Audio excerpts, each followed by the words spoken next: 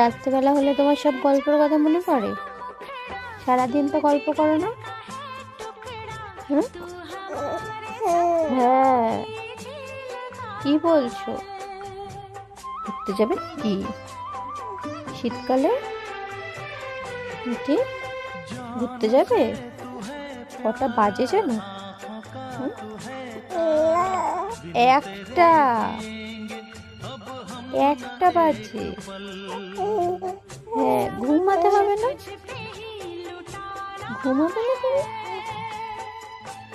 একটা অব্দি কে জেগে থাকে? হ্যাঁ,